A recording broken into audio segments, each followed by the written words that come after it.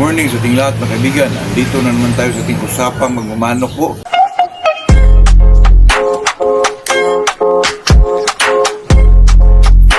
Ito naman talaga sa atin mga kaibigan ay talaga enjoyment lang po. Bilang isang magmamanok mga kaibigan.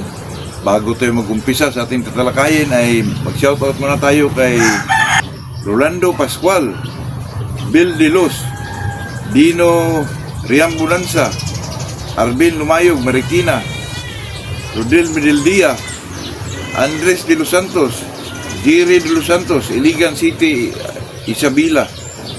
Meron pala lugar Iligan na Isabela. Iligan City. Ano to mga kaibigan ay congrats pala kay Jimar Pira, 14 wins po. Nanalo siya, gamit niya Inerbon B12. Walang okay lang naman yun mga kaibigan kasi alam nyo na pag marunong ka talaga magbigay dyan, marunong ka sa timing, talagang lumalabas talaga yung mga palo ng ating mga manok po. Kahit iba sa'yo mga kaibigan ay tayo lang naman ang matalo, hindi naman sila, di ba? Bahala na sila. Sa atin naman dito mga kaibigan, kung sino lang yung naniwala sa atin, kung hindi kayo naniwala, try nyo po para naman masabi nyo na legit pala to. Kasi mga ganito klaseng mga mga kaibigan, pabalik-balik na tayo dito kasi dati pa natin narinig yan sa mga lulo pa natin, sa kalululuhan pa. May nagtanong naman sa atin mga kaibigan na daw, ilang bisis daw magbigay ng multivitamin sa isang linggo. Depende kasi yun mga kaibigan. Pag mayroon akong mga kaibigan 1 week 7 days conditioning sa 7 days conditioning mga kaibigan, iba naman yun. Walang skipping of days mga kaibigan. Talagang tuloy-tuloy, Monday, Tuesday, Wednesday, Thursday, last bigay Thursday, Inerbon. Yun lang po. Talagang walang skip. Hindi ho mag-lockdown ng isang wala. Diretso po, Monday, Tuesday, Wednesday, Thursday, last bigay Thursday, Inerbon. Yun lang po. At saka pag mag 14 days or 21 days, mag-skip ka doon mga kaibigan. Pag umpisa ka ng 1, nakapurga ka na doon. Umpisa ka 1, Inerbon sa umaga, sa gabi B12, ganun lang po. Skip 1 day lang po. Yun lang mga kaibigan, napakasimple lang talaga po. Kaya ako, gusto ko po na magkondisyon na gano'n ang ginagamit mga kaibigan kasi hindi po nakakapagod, hindi na tayo mag-soak ng mga grains, hindi na po, automatic na, Inerton, Inermax na lang. Diretso na. Kaya sa ngayong umaga naman itong kaibigan, may nagtanong na rin sa atin na ano ba daw dapat sa breeding, dark to dark or light to light, mga ganun ba mga kaibigan? Sa akin naman dyan, iba po yung sa akin mga kaibigan, ma-dark man yan o ma-light man yan. Nagdepende po tayo sa away ng isang manok kung anong estilo nila. Mas maganda kasi yung itapat mo yung magkapareho ang away mga kaibigan, katulad ng Tilso.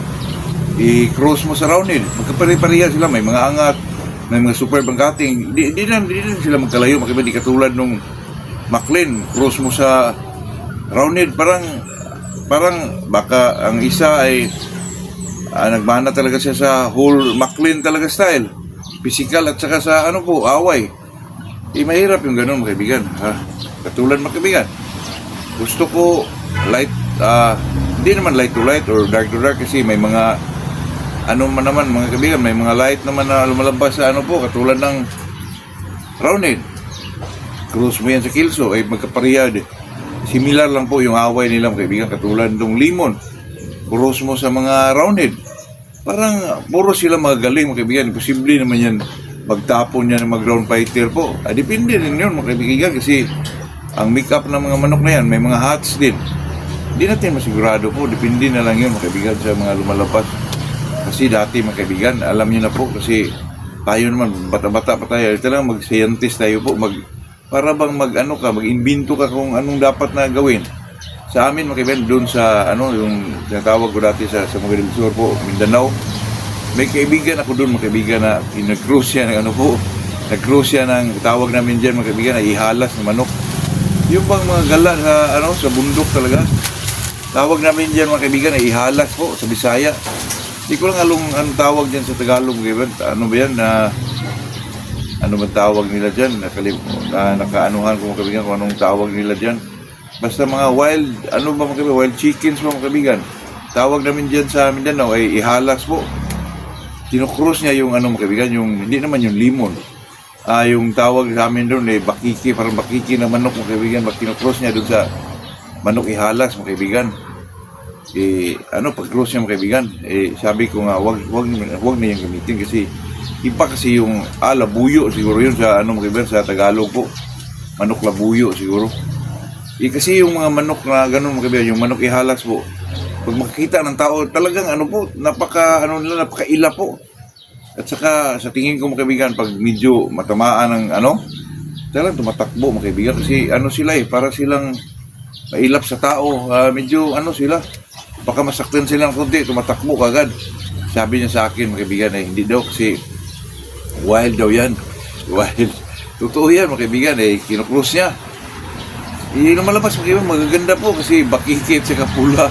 Parang mga balaw na lumalabas mga kaibigan, parang mga bulik ba lumalabas. Pero kung mga kaibigan, i-spar mo, napakagaling, mga ilag, parang napakalayo ng ilag, mga kaibigan, parang dalang takbo na po, totoo yan. Pero napakagaling mga kaibigan kung inilaban niya mga kaibigan. Totoo ito mga kaibigan, inilaban niya doon. Siyempre sa bungan mga kaibigan, sigawan yan Biya, inilog, di ba? Sigawan yan. Pagbitaw sa manok, paglapag sa lupa, lumilipad yun sa pinakataas ng sabungan po.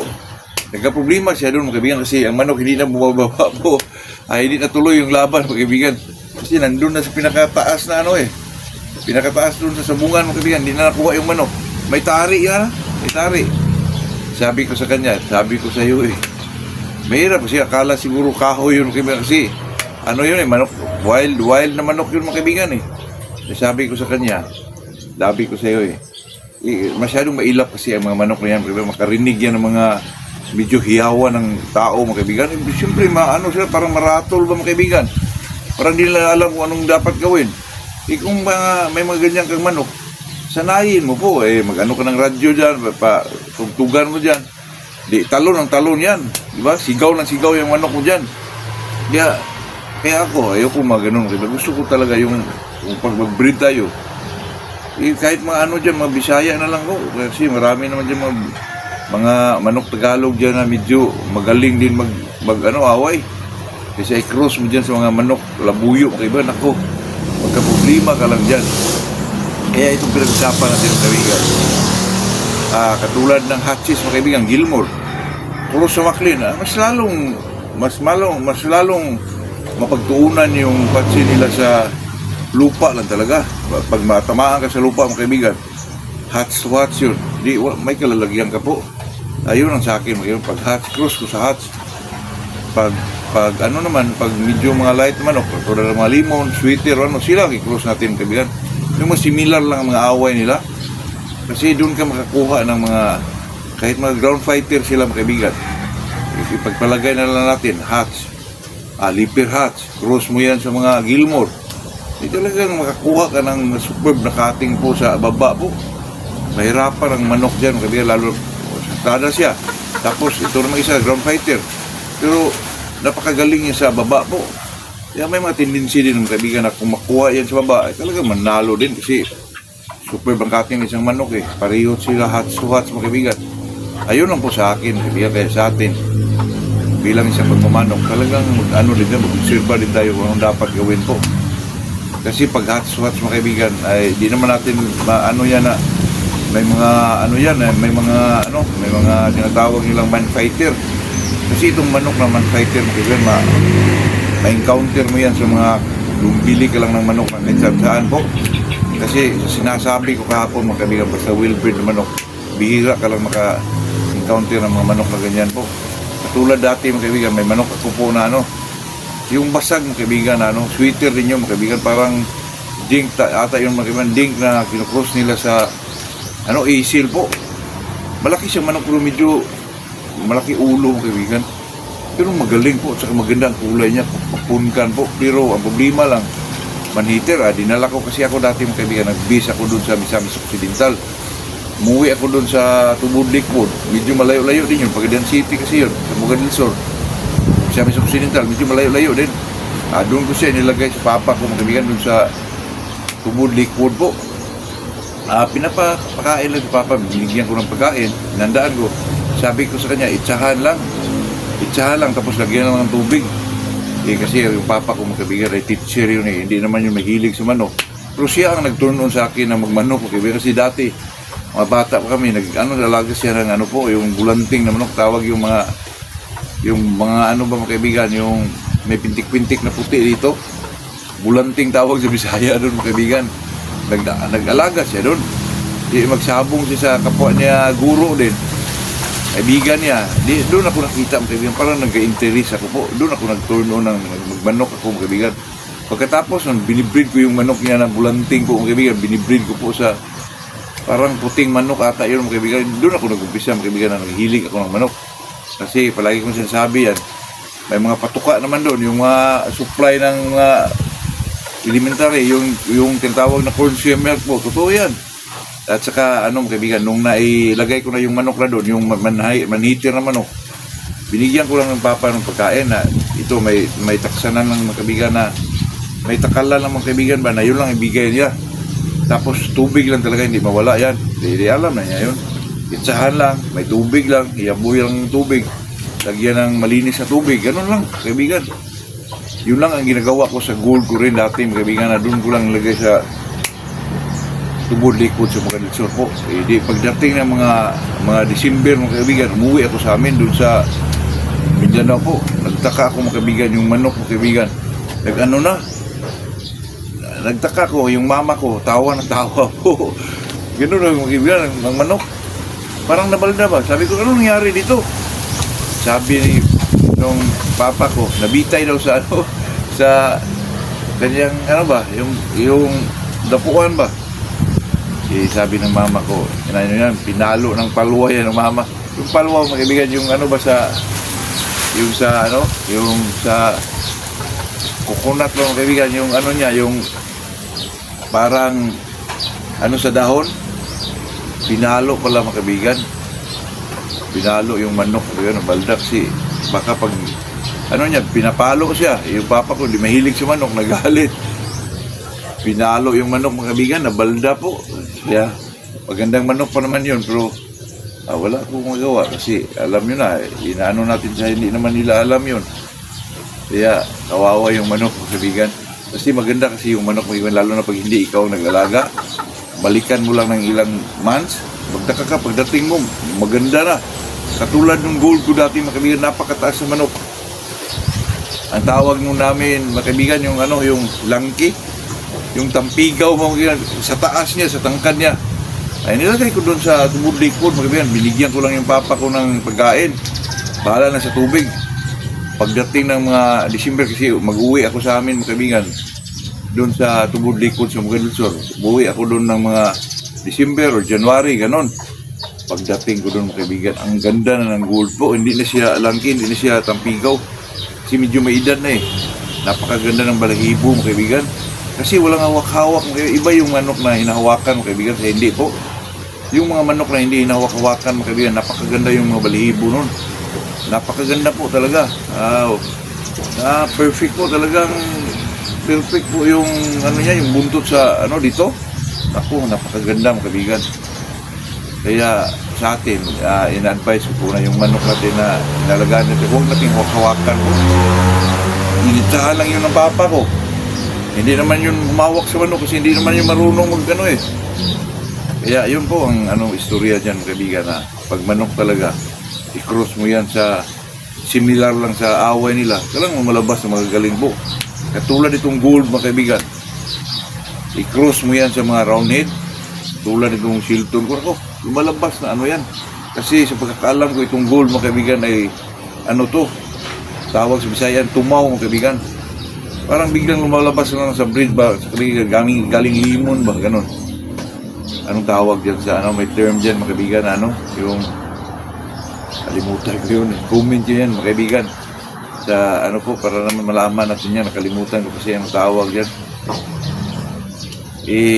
Kasi, mga kaibigan, pag mag-breed tayo po, lalo na itong mga sweeters, mga light yan cross mo yan sa mga limon, lalo na itong 5K kasi yung 5K may angat talaga po, may angat talaga, siya matatangkad na manok. Eh ako naman, kaibigan, pag mag-breed ako, hindi naman ako mag-breed na masyadong katangkara po. Gusto ko medium lang. Kasi lalo na itong mga 5K.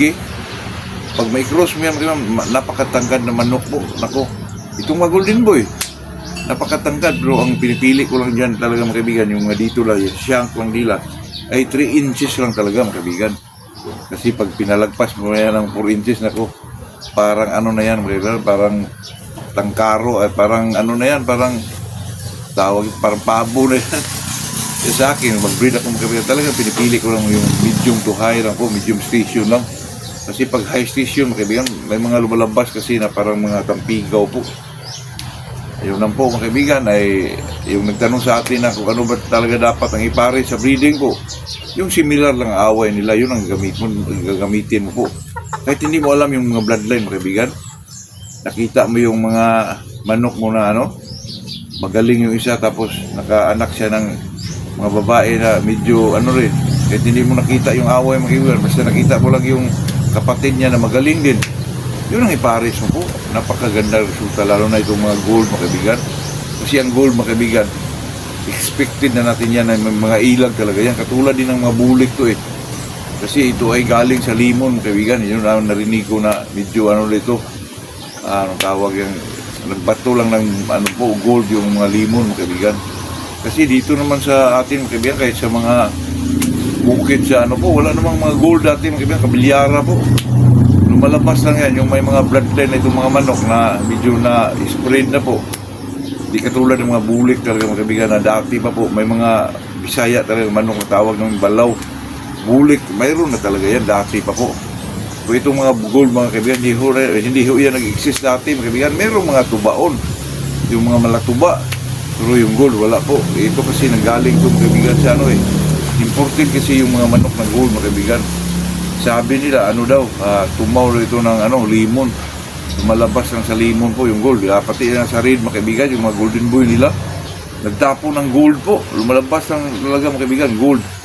Kasi itong golden boy, baka napasukan din niya ng gold. O ano ba yun? Kasi sa red, nakita ko may gold din eh. Galing daw sa golden boy mga kaibigan.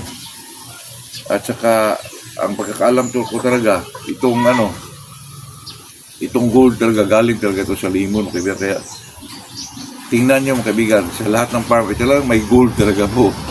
Sa lahat ng upulors, hindi ko wala yung gold kasi maganda kasi yung gold, pares mo yan sa mga ano eh, yung mga sweater, yung mga kahit ano, gray, bulik, maganda ang resulta pag gold mga kaibigan. Talagang medyo mag-light ang manok pag gold ang ginagamit po. Kasi yung limon, kita mo yung limon, may mga ano talaga dito, may mga hakil talaga na medyo light talaga. Kaya siguro nagbato ng pumpkin, tawag dito sa Amerika mga kaibigan ay yellow pumpkin eh. Pumpkin, parang kalabasa yun ata mga kaibigan, yellow pumpkin tawag nila dyan. Kaya ito ang mga manok na napag-alaman ko na ito pala ang kinocross ng Amerikano, kinocross nila sa sweater para magka-light po dito mga kaibigan, tawag nila dyan yellow pumpkin po. Kaya ako mga kaibigan, dati pa hindi talaga ako mawala ng gold mga kaibigan. Talagang mag-reserve talaga ako ng gold po kasi ang gold mga kaibigan sa lahat ng mga off-colors talagang napakagaling at saka maganda pa yung kulay na lumalabas po. Kahit may cross mo yan sa bulik, may cross mo yan sa gray, lalo na pag gold to gold, mas maganda lalo, lumalabas yung parang mga puting gold po, white gold. Sabi nila, may isang vlogger dati sabi na ang white gold daw ay cross daw sa puti na manok. Tapos ini-reserve daw niya yung mga puti lahat ng babae, pinakasahan niya ulit sa gold, kaya naglabas daw ng white gold. Hindi po, gold to gold, lumalabas yan, white gold po. Ito yan, at saka ako naman tagal ko nang nag-alaga ng gold kasi hindi talaga ako mawala ng gold dati pa po. Kahit sa mga farm, kahit kay atong ang talagang mayroong mga gold talaga po na napakagaling. Kasi ang mga gold mga kaibigan, hindi ka makita sa gold mga kaibigan na medyo pandak, talagang matatangkad na manok, matataas na manok po. Kaya yun lang mga kaibigan, ayun lang ating i-share sa araw na to. Talagang usapan lang to sa ating mga kaibigan, para bang mga barkada lang tayo dito. Kaya kung ano yung mga comment dyan, comment nyo rin ano, kung ano yung mga estilo nyo sa pag-breed po. Kasi tanong lang naman ito na ano ba daw talaga ang dapat ipares para medyo gumagaling yung manok. Parang kahapon lang din mga kaibigan, iba din yung kahapon. Pero sa akin, mga kaibigan, sa akin na side, gusto ko po, similar lang ang away na gamitin natin po. katulad ng roundhead to kilso, pwedeng kilso to limon, ganon. Pero pareho lang kasi may mga angat, lalo na itong claret, ganon, claret to roundhead, lalong magaling kasi mautak, brainy yung claret eh. At saka may nagtanong sa akin, kaibigan, na italakay na ko na rin ito dati pa, yung luha-luha na manok, kaibigan. Ano ba daw dapat kasi dati, kaibigan, yan din ang problema ko po.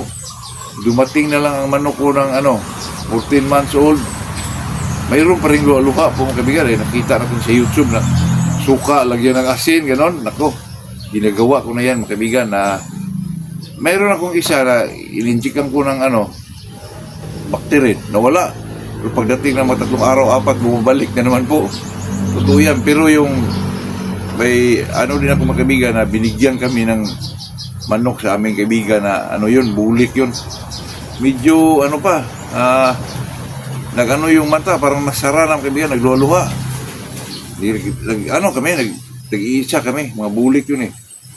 Yes, kaibigan ko, pinainom niya ng mga antibiotics. Sa akin naman mga kaibigan, dito is 500. Inilagay ko dito sa mata mga kaibigan, at saka dito sa pakpak, kasi yung mga manok na may luha-luha, ipahid yan dito sa may dito sa may dito sa may abaga mga kaibigan. Dito lagyan mo ng Tito is 500 dito, at saka dito po sa nila, ipahid nila yan dito sa nila, sa balikat.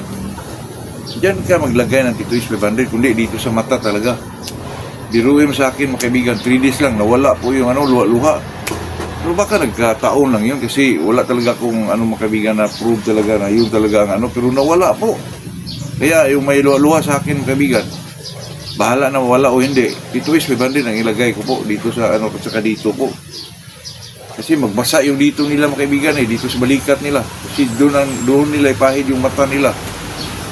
Kaya yun lang ang nanuhan ko mga kaibigan. Pero yung kasi nag-search ako dati sa YouTube kung ano ang mga luna sa mga mata na nagluha-luha mga kaibigan sa manok natin.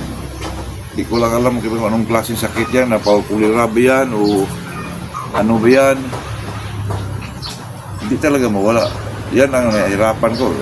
Pinainom ko ng mga yung mga doksilak, hindi po. Nininjikan, di pa rin bumabalik mga kaibigan. Pero nung Tito is 500 talaga nawala po. Pero ngayon, makita ko na may mga luha, mga 2 months old pa. Ito lang Tito is 500 mga kaibigan. Ilagay mo na dito sa mata po. Kasi kadalasan pinainom yan Pag nilagay ko dito mga kaibigan, nawala. Yun na, panlunas ko po. Pero mahirap talaga yan mga kaibigan. Dumating na lang sa edad nila na mag-1 taon na, mayroon pa rin luha po. Totoo yan, sabi nung kaibigan ko natin, lagyan daw ng yung sa yung pangbulate, ilagay mo dito sa oxyred. Hindi pa rin po. Talagang yun, magkabita ng sakit. Siguro yun na magmana, siguro yung pag ang ina ba niya o ang ama niya, baka may ganon. Baka na naipasa ba mga kaibigan. Kaya yun lang po, talagang sinubukan ko na lang lahat na yan mga kaibigan. Ito is 500 lang talaga ang pangtapat dyan. Yun lang po, yun ang ating mapag-usapan sa araw na ito. Magandang umaga sa ating lahat.